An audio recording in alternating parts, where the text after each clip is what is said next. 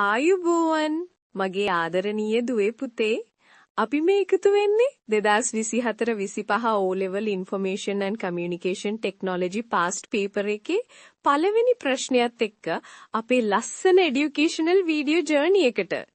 හිතන්නකෝ කම්පියුටර් එකක hard drive එකක් maintenance කරලා freshly format කළා කියලා. ඒක දැන් blank slate එකක් වගේ. දැන් අපේ ලොකු ප්‍රශ්නේ තමයි මේකට ආයෙත් ජීවය දෙන්න අපි මුලින්ම ඉන්ස්ටෝල් කරන්න ඕනේ software එක මොකක්ද කියන එක. අපි මේක එකට හොයලා බලමුද? ප්‍රශ්න අංක 1. පැහැදිලි කිරීම.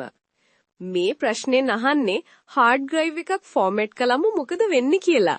ඒකින් හැමදේම operating system එක පවා delete වෙනවා.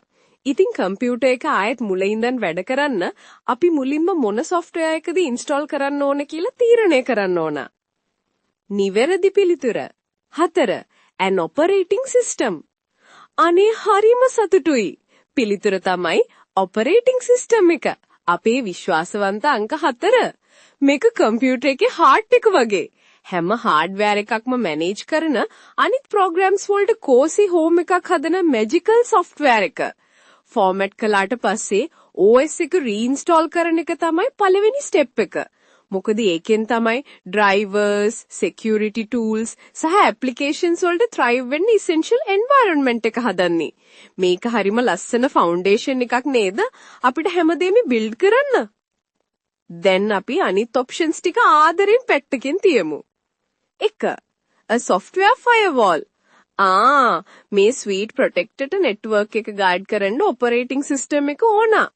OS එක නැත්තම් ඒක කාසල් නැති නයිට් කෙනෙක් වගේ. 2.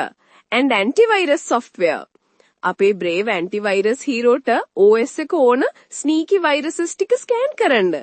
empty drive එකක ඒකට mission එක පටන් ගන්න බෑ. 3. and application software. applications ගැන හිතන්න party එකක guests වගේ.